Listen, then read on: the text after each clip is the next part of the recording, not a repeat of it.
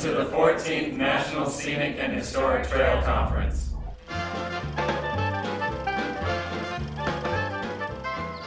Welcome to the 2013 National Scenic and Historic Trail Conference. My name is Luke. We're here at the Westerlook Hotel in sunny Tucson, Arizona.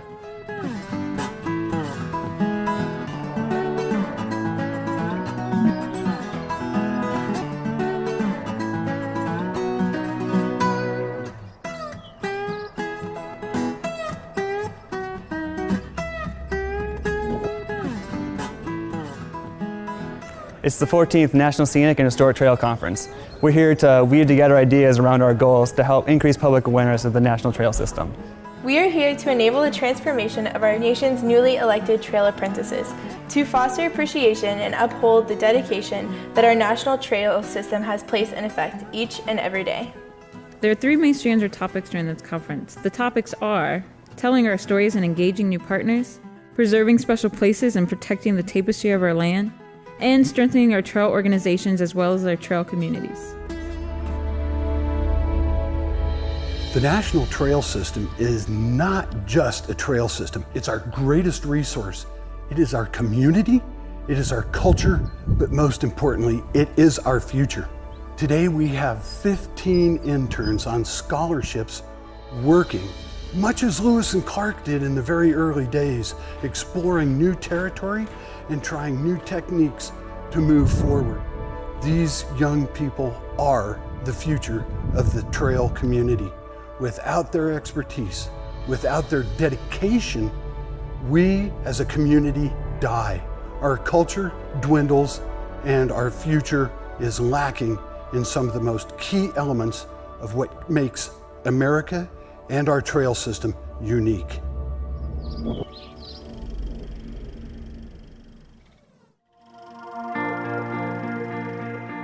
There's a Native American who once said, "If we look at the path, we do not see the sky." We are Earth people on a spiritual journey to the stars. Our quest, our Earth walk, is to look within, to know who we are, and to see that we are truly connected to all things.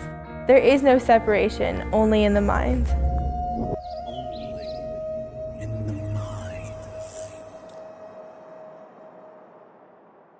The power behind this conference is the trail system. For some, this conference represents the first steps on a trail, the first steps during their spiritual journey or earth walk. And with this powerful new stride, their momentum represents the past, present, and future. For us, we're walking the path. And we welcome you to the 14th National Scenic and Historic Trail Conference. Let's get started. What is a trail apprentice? I think that someone who is a trail apprentice cares enough about the national trails to spread the word about them and then to go and actually take action to try to protect them.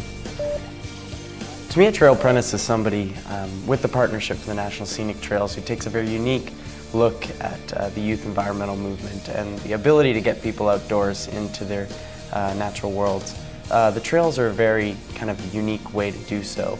And I think that the Trails Apprentice program will kind of show already emerging outdoor leaders this new aspect of getting outdoors being the trails. From this generation to the next. A trail apprentice, for me, it's all about, to me it's about voice and it's about action around just really being intentional with how you communicate and invite others, similar to Grace, but just how you communicate and invite others into the importance of sustaining and building and living in and on and around trails, and not only the trails themselves, but the corridors that they exist in, and really being somebody that can just learn ongoing how to voice and how to be a part of protecting these places. From this generation to the next. Yes, a trail apprentice to me means someone who advocates for a trail of their choice, something that they can connect to in some way or another, and advocates to get youth out on the trails and make it relevant to people. I think what's lacking is relevancy of our trails to the general population. So to me, and what I intend to use a trail apprenticeship for, is to make trails relevant to those it isn't right now. I'm hopeful that the opportunity to come to this Trails Conference as a trail apprentice will allow me to continue networking and interacting with individuals who already are within the system or who may not be within the system but may come into the system, so we can affect positive change to go from a homogeneous group to a heterogeneous group more representative of America, so that in the future, the trails system and beyond that, the national park system and all the different public lands in America where we actually go out to recreate can feel free and open, so that anyone from any socioeconomic class, any race, anything at all will go out there and will be representative and feel comfortable.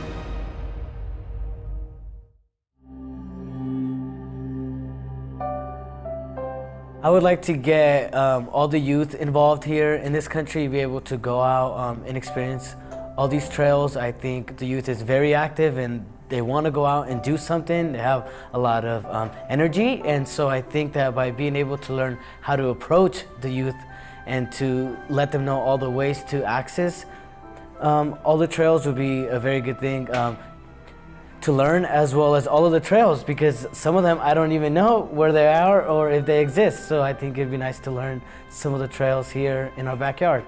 Definitely. So this morning I had the opportunity to go to the plenary session on engaging Hispanic and Latino youth into the national parks and national trail system.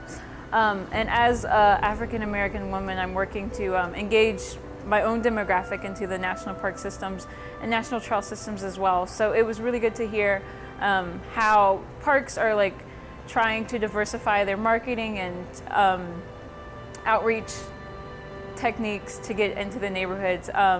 It's something I can really take back why it's not the specific demographic that I want to work with. It's incredibly insightful in how to engage new audiences into what we do and how to make it relevant to these people. Yeah, one of the most important speeches that I watched talked about experiential education as a way of bringing kids to public lands and educating them about the world around them. And I think that that's so important because we have all these beautiful public lands like national forests, but if you've never heard of them and you've never experienced them, why would you ever want to spend any energy to protect them or promote them? And so I think that getting kids out using the infrastructure of the trails that are already in existence to get to these national forests and other public lands is the way of the future, and I think that's going to help us create the next generation of public land promoters and protectors. Hello, my name is Chad Crumrine. I'm from Pittsburgh, Pennsylvania, and I work with the Student Conservation Association. Through the SCA, I work with a program called the Trailtown Outreach Corps. We work in towns along the Great Allegheny Passage Bike Trail, which is part of the Potomac Heritage National Scenic Trail. Thus far, I don't know that I could really say that I've had one specific favorite session that I've attended. However, Matt Nelson's presentation on planting the seeds of stewardship certainly sticks out in my mind as being especially important. Coming to this conference has been a phenomenal experience for me. It's really reconnected me with my conservation ethic, my want to be involved in outdoor education, and my desire to conserve a lot of the landscapes that really I cherish spending time in. Having studied geography and sustainability studies in my undergraduate, I was very involved with these things and people that did the kind of work that I really want to do. Having begun in law school, it really gave me a different perspective on life and the fact that I've interacted with a whole new group of people who come into a legal education from so many different realms. And this has really reaffirmed the idea that I want to be here. I want to be at this conference. I want to be working in the conservation of our nation's landscapes, with my legal degree or without it.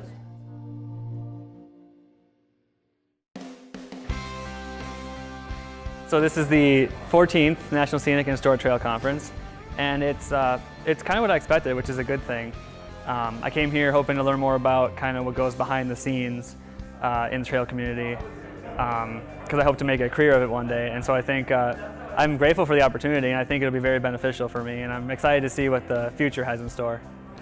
Yeah, the networking at this conference has been really great, and you know, for people in a position like myself just starting out a career, to get to talk to very high level people in the trail organizations and the various land management agencies.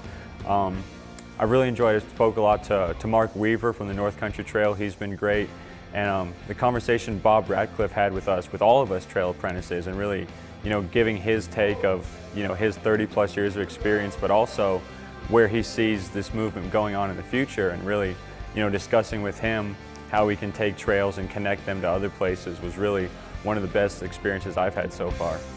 Awesome. So today is the fourth day of the conference. We're really in the thick of it. I've had the opportunity to meet some incredible individuals who are doing some great things in their respective communities. I've met the president of the American Hiking Society, and I've connected with a lot of individuals who are coming up the same way as me, starting off as interns and then moving their way into these public sectors that they want to work in. And so it's good to kind of get their input on what I can do to make myself more relevant in the community that I want to be in, and some experiences that I should take up to secure myself in this industry. Also, it makes me a little less afraid of the future, and knowing that other people have been through it and have gotten through it and they're in these amazing places gives me hope that I can do it as well.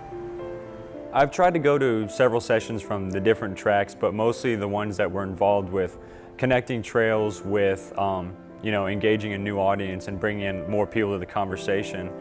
And what I've really enjoyed most has been almost, you know, the kind of the informal networking, the collaboration, the discussions that have occurred, you know, at the barbecue dinners, before sessions, after sessions. And what I've really taken away from this conference, and I hopefully will be going in this direction in my career, is the kind of intersections between trails and other sustainable initiatives. You know, how do trails affect our cities? How can we, you know, have trails link up with other places? Because, you know, as it's been said multiple times, 85% of the population is now living in urban areas. And, you know, while it's awesome to have these great rural lands and protected lands, we also have to have, you know, sustainable projects that are right in the places where everyone's living, so that you can have a more accessible way of getting to trails and getting to parks. And so I really hope to take away, you know, how can we connect our trails to urban areas, and how can we take these same principles of, you know, trail management, trail design, engagement, and I also hope to work with those issues, but, you know, more in an urban context.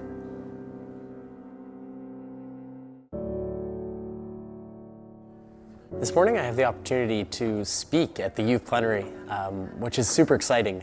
We're entitling it From the Last Generation to the Next, meaning that following 3 speakers from the agencies, from the National Park Service, the U.S. Forest Service, and the BLM, 3 young people have the opportunity to talk about what their perspective about engaging youth in the trails really is. In 2011 we hosted this as well and had phenomenal success with a variety of questions being asked of the panelists, and I've been lucky this time to be able to not just represent my group, but at least give my own opinion about how things really need to be shaped. In this movement and in the National Trail System and the historic trails, we really have an advantage in the fact that this is part of the American dream. This is part of being in the outdoors, and I won't say it's uniquely American because I'm Canadian, but in the sense that being out in nature, having an adventure in this great land is really American, in the sense that you can have people reconnect with their country, use the idea of being patriotic, use the idea of really getting to know your land as a way to get people outdoors. I had the great opportunity to travel to Taiwan last year to interact with people in the Ministry of Youth in Taiwan about getting youth outdoors. And we went to this trail on the second highest peak in Taiwan, Snow Mountain. And there they have immense hiking huts. If you've ever seen an AT shelter, you know, it's a three-walled kind of shelters, maybe sleep 10, 15 people at most, jam-packed in. We're talking shelters that held 160 people. These are hiker mansions. These are absolutely humongous. There were maybe 2 people younger than I, maybe 2 more people younger than 30 at these hiking shelters. Taiwanese have an extremely strong outdoor ethic, but has it gone to the youth? No, it hasn't been passed on. And they've missed that opportunity. And that's something they're trying to rebuild, and hence the reason why bringing in people from the outside to do so. And it's sad to see, but I think that we still have that connection, and it's just making sure that opportunity isn't lost. Thank you.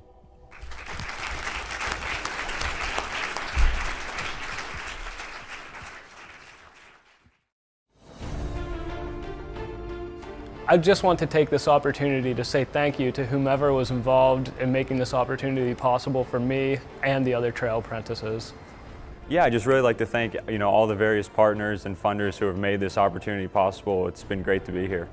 I'd just like to say thanks for this opportunity to talk with other people who are passionate about trails. I think that this was eye-opening, and I think we have a lot of work to do if we want to create the next generation of trail protectors.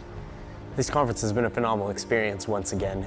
This is my third Trails conference, and I couldn't be more happy to be part of this movement, both as a volunteer, as a recreationist, and as a researcher. Me as a woman